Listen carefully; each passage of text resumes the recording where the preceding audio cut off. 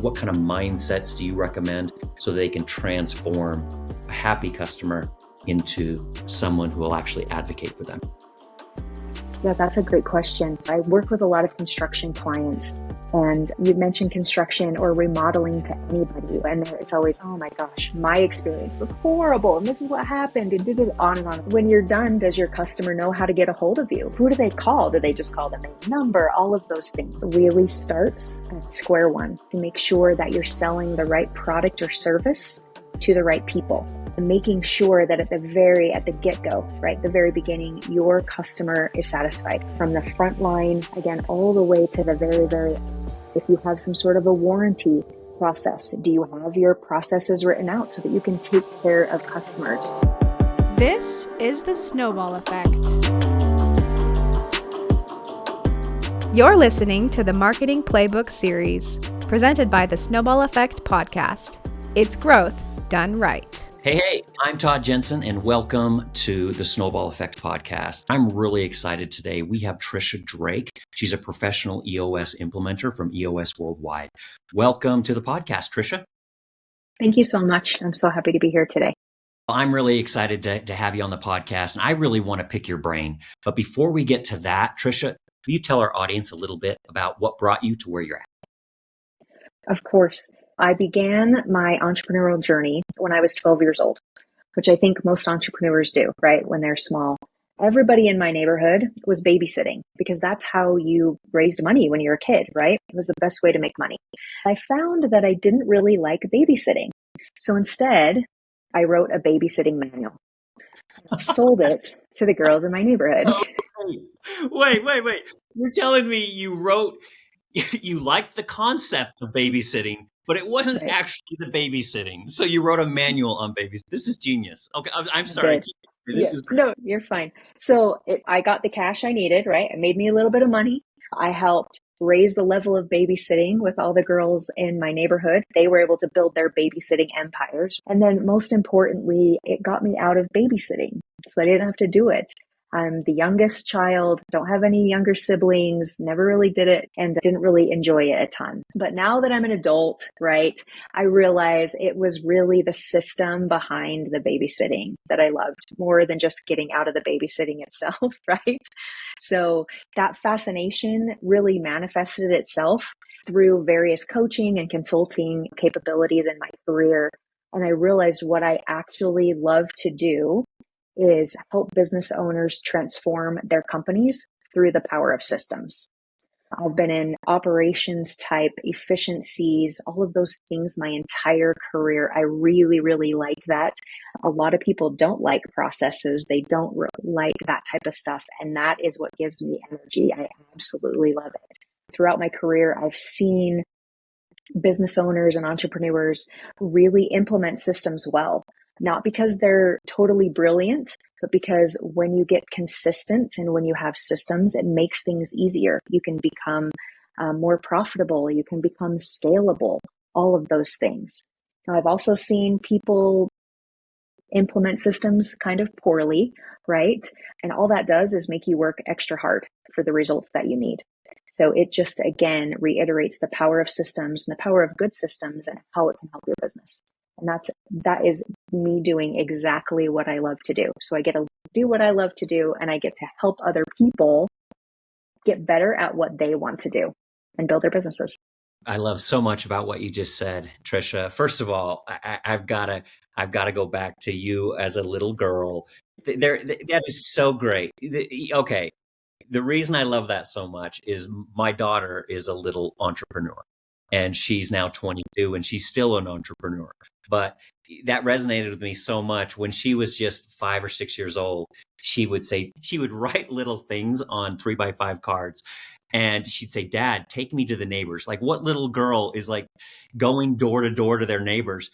And they're just little drawings and things. And she would have me like she was trick or treating, Tricia.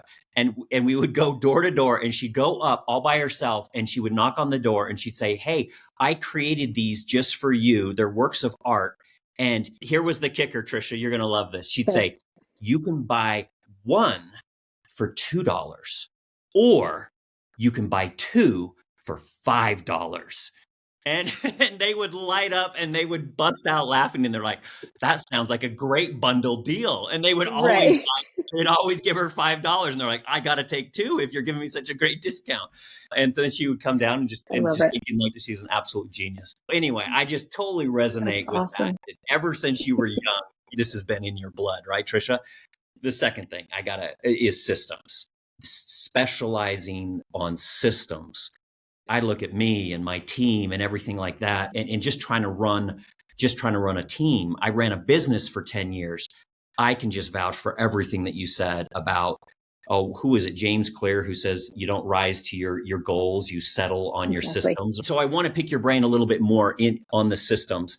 I believe your title is EOS Implementer. So for those that don't know what EOS is, could you just let us know a little bit about that? Of course. Yes. So I am an EOS implementer. EOS stands for the Entrepreneurial Operating System. And really what it is, it's a complete set of powerful tools to help entrepreneurs and owners get more of what they want out of their business. So my role as an implementer when I come in and help my clients basically is three things. So I'm a coach, I'm a teacher, and I'm a facilitator, right? A teacher in that I want to teach them the tools, the business owners, the tools, right? The practical tools for how they can do more of the right stuff every single week. I'm going to be a facilitator, right? When I come into your company, I do not know all the answers, right? I'm really good at what I do and with the tools that we offer. I'm not a marketer. I'm not a construction genius, right? Those type of things. So I'm not going to tell you how you run your business. I'm not going to help you get better at being a marketer or anything like that. But what I'm going to do is I'm going to help you pull those answers to the questions that I have out of your collective, right? Your tribal wisdom in your company, right? I don't know how you do your business. I'm just going to help you with the back end of everything to do it a little bit better. And then really just a coach. I'm going to coach you along in the journey that we have. And with all due love and respect to all of my clients, I am a really good babysitter, right? If you say you're going to do something, I'm going to hold you accountable and make sure that you're doing it. So just as a coach, coaching you through the journey, holding you accountable for the things that you're supposed to be doing. Sometimes when you guys are in the game, it's hard, like sports, right? It's hard. You can't really coach from the sidelines, right? You've already done your work and you've sent everybody out to do their work. But what I can do is I can see what's going on as you guys are in the game and just help you play the game a little bit better. I love that. All the way from the leading with curiosity, where you come in and ask questions. And I really like what you said. What did you call it? Tribal wisdom? Did I get that? Mm-hmm. Yeah, where you're extracting, like so many of us, so many of our routines and so many of our tasks and so many of the things that we do, they're just part of our role and they're somewhere locked in our head. And having someone come in and extract that out and say, okay, it sounds like this is what you're actually doing. And then turning that into a process and then holding people accountable. I find that really fascinating. And I can absolutely see with all the distractions and all the fires that business owners are putting out, to have someone that says, hey, let's keep you on task and make sure that these things that you and I agree are valuable, that they're getting done. That's fantastic. You talk a lot about vision. I see online you talk a lot about that, and help me understand a little bit. I come from a marketing background. How important is it for the marketing team to be aligned with the vision of the company? So extremely important, extremely important. A lot of entrepreneurs and business owners, they have a vision in their head, right? In their head, they're thinking, oh, this is where I want my company to be 10 years from now, 5 years from now, whatever it might be. How often do they say that out loud and share that on a consistent basis with the rest of their company or even just their leadership team? I get a lot of aha moments with my clients when the leader will share their vision and people be like, really? So it's really important to make sure that everybody, right, in your company is 100% aligned with where you're going, right? Where you want to be, how you're going to get there.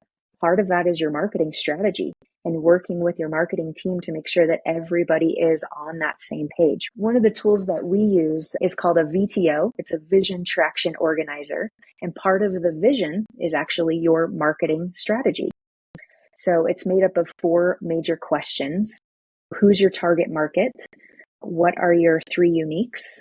Your third one is your proven process, basically how you take care of your customers from the minute they even think about becoming a customer of yours to when they are long-term satisfied customers. And the fourth one is just a guarantee, right? What guarantee can you give your client to really help lower their objections of signing with you or buying your product, any of those things? Your marketing strategy is actually a very integral part of your entire vision and how you will reach the goals that you're making with your company and what you want to achieve. I love that. What a concise framework that if everybody in the org understood those 4 things, what clarity that would lend. I even think of my marketing team. Oh gosh, do they know those 4 things? Are we aligned on those 4 things? So I find that to be really helpful. There's one I want to spend a little bit more time on, and that's this customer journey that you just mentioned there, Tricia. That to us at Snowball is really critical, is really taking care of customers, giving them a megaphone so they can help promote your brand, and really taking happy customers and turning them into advocates. And so help me understand, what strategies do you recommend businesses and business owners? What kind of mindsets do you recommend so they can transform a happy customer into someone who will actually advocate for them?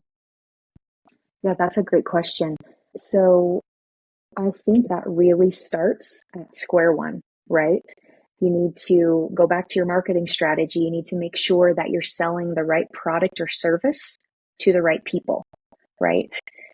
And making sure that at the get-go, right, the very beginning, your customer is satisfied. You have the systems in place to make sure that they're satisfied from the front line, again, all the way to the very, very end. If you have some sort of a warranty process, do you have your processes written out so that you can take care of customers? I work with a lot of construction clients, and you mentioned construction or remodeling to anybody, and it's always, oh my gosh, my experience was horrible, and this is what happened, and did it on and on. When you're done, does your customer know how to get a hold of you? Who do they call? Do they just call the main number? All of those things. Really, just treating your customers the right way from the very beginning will help create advocates, right?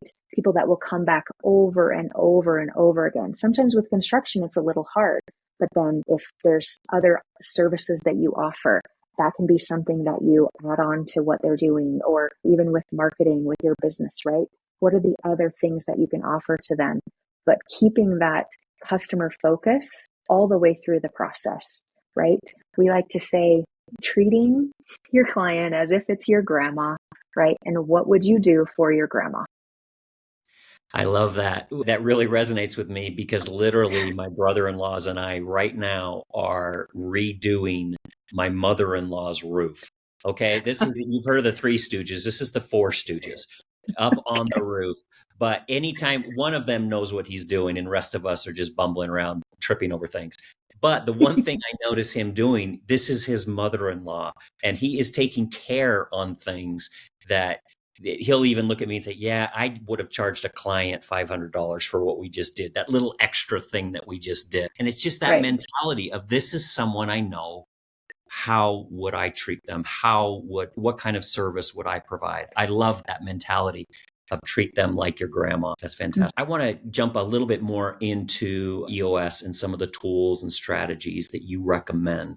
How can the EOS tools be specifically leveraged in the realm of marketing to help businesses grow and thrive? So part of one of the EOS tools I mentioned earlier is called the Vision Traction Organizer.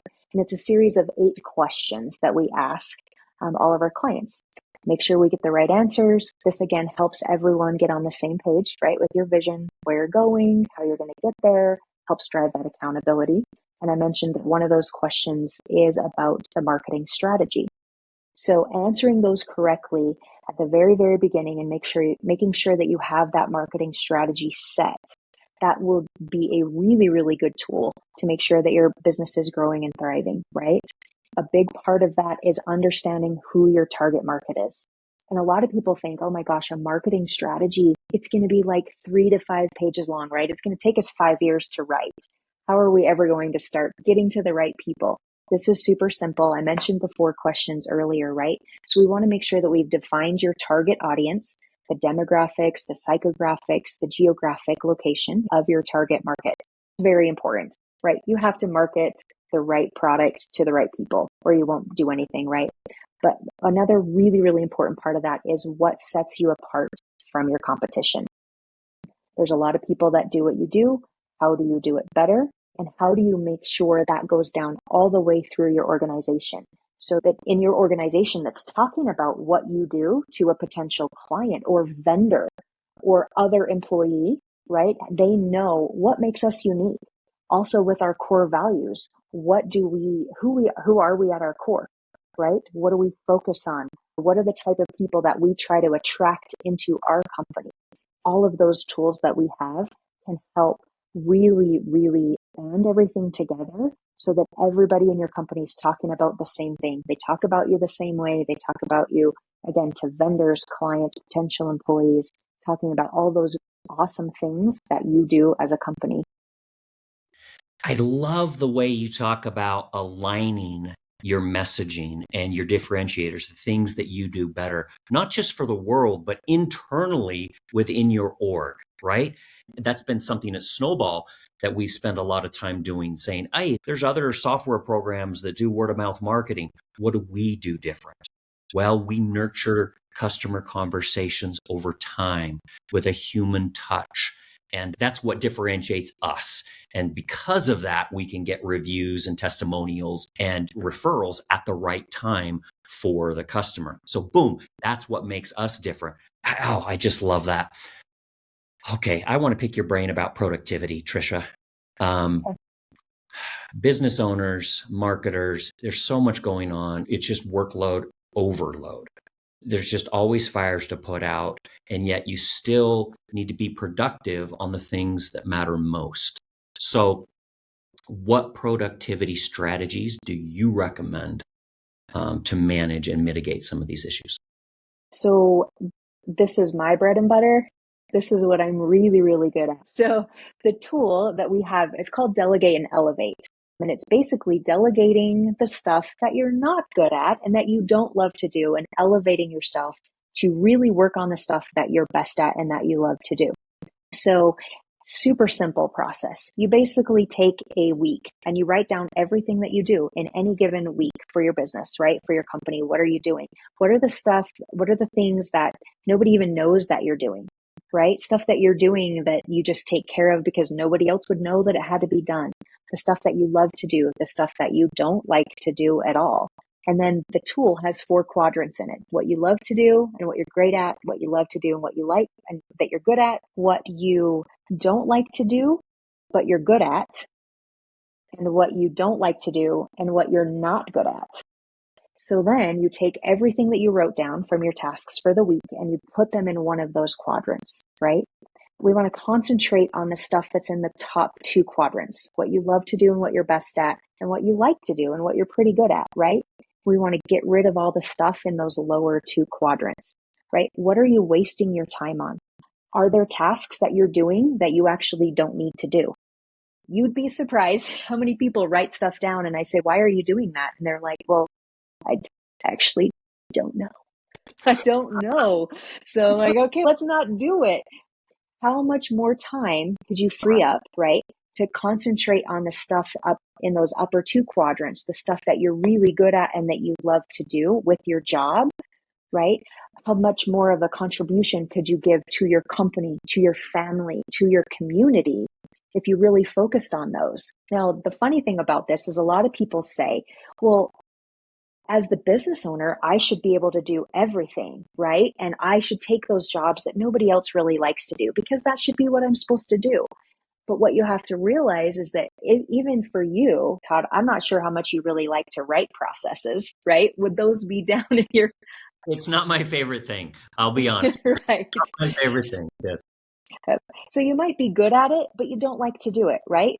We could use your brain power for something much more powerful. And if I was an employee of your company, writing processes is in my top 2 quadrants. So you give that to me. I take care of that for you, right? We're on the same page with that. You're doing what you're best at. and I'm doing what I'm best at. It's a huge eye opener when people finally realize that they can let go of that stuff that's bogging them down. Hire out your accounting. It might be a little bit more money per month, but it'll be done right. It'll be done by somebody who actually likes to do accounting. They understand it. They can pay your bills, all of those things, right? Get rid of that stuff that's bogging you down and that sucks energy out of you. Turn it around. Do the stuff that actually gives you energy, and that will show throughout your entire company. All of a sudden, when that light clicks or whatever that is, you can see when people start to really do what they love, right? What I love to do is what I'm doing. The facilitating, the teaching, the coaching, I absolutely love it. I get so much energy out of it. At the very end of the day, I'm super tired and I want to go sit in a dark room, right? When you're doing things you love, it's a good tired. You're like, it feels really good. Totally different than when you've been, what does Elon Musk call it? Like eating glass all day. He says like some metaphor where you're like, oh, that sounds awful. Like, yeah, that's what happens when you're doing the things you don't want to do all day. Exactly. Everybody has to do stuff in their business they don't want to do.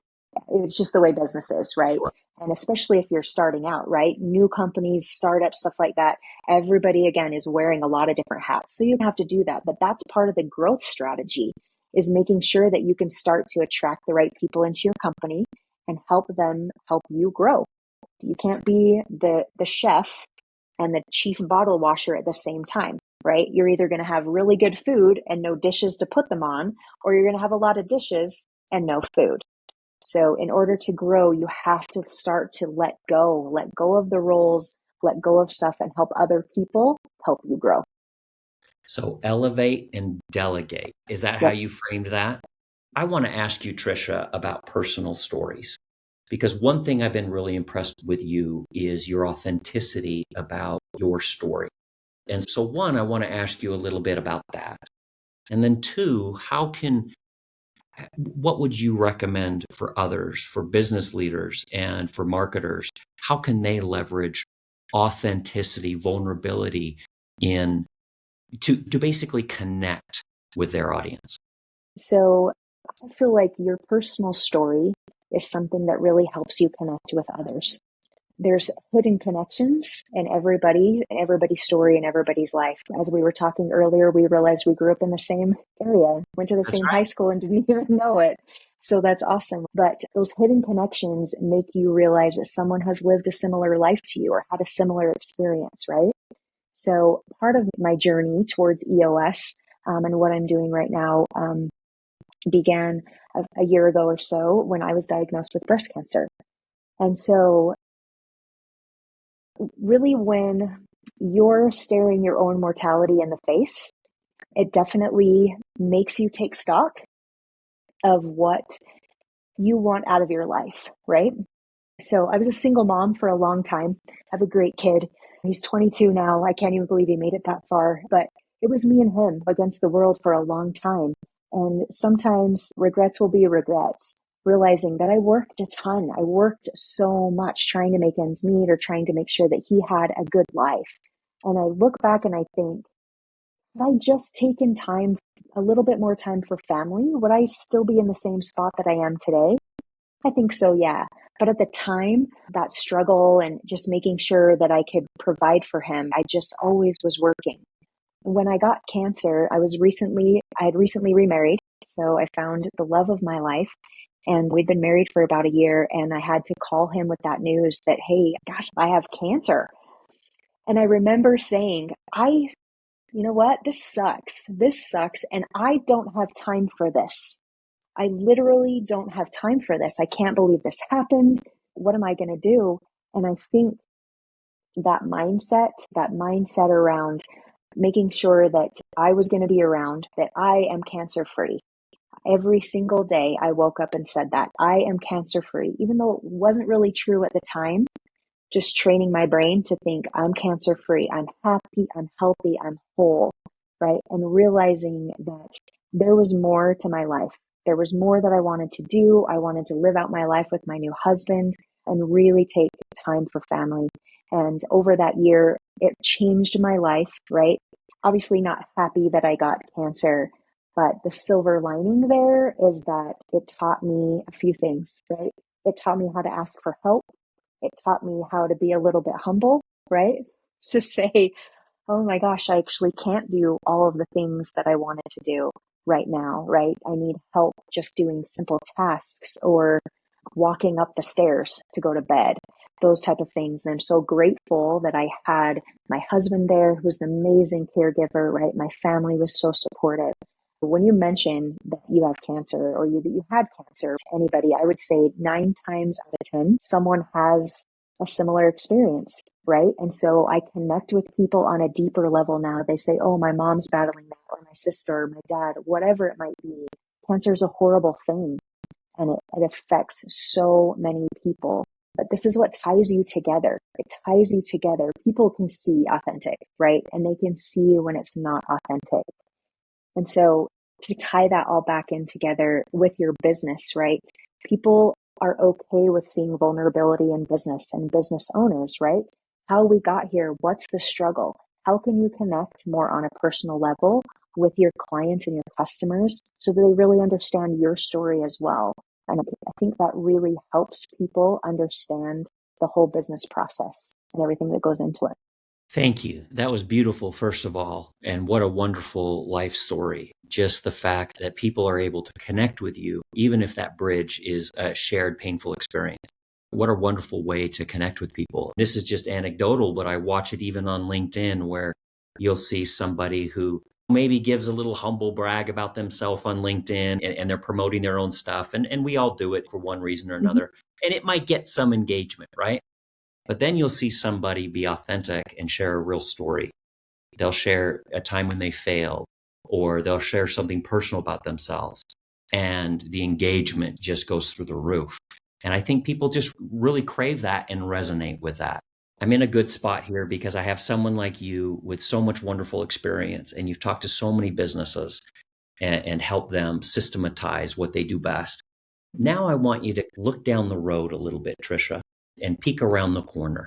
And where do you see the biggest opportunities for business growth over the next few years? As always, and it's something that I think gets lost sometimes, right? Your biggest opportunity is repeat customers and who they know, right? So it brings it all back to starting that relationship with your client, with your customer, and making sure that you're taking care of them.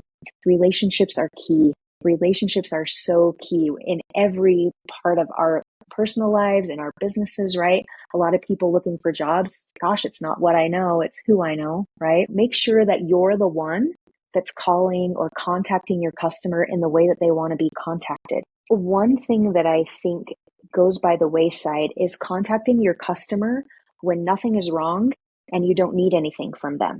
To correlate that into your personal life, every week I go through my contact list and I pick 5 people that I feel like I haven't connected with in a while, and I just reach out and say hi.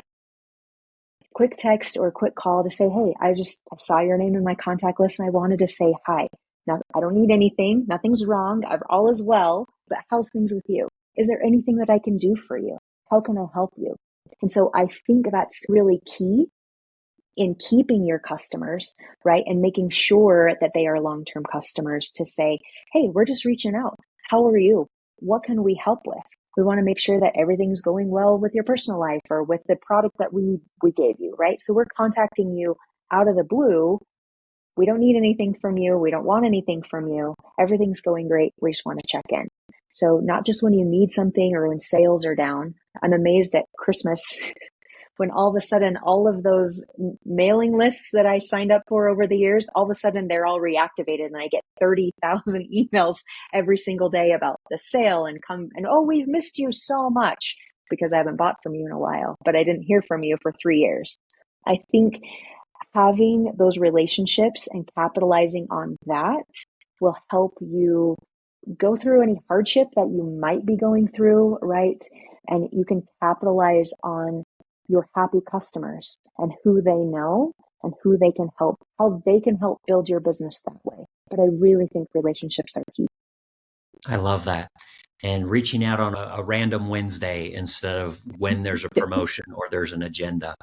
What's the most valuable lesson you've learned in your career that you think every entrepreneur or business leader should know? Oh, that's such a good question. But it would be to ask for help.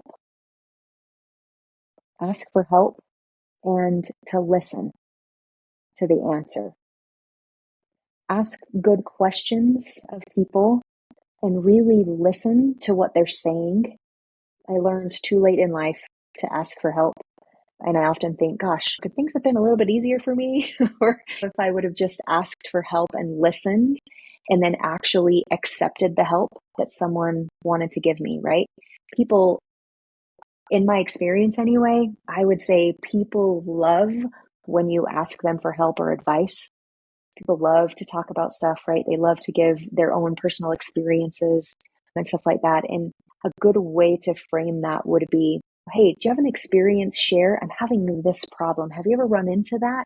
And what did you do to solve that issue or to help that customer or whatever it was? And really listen.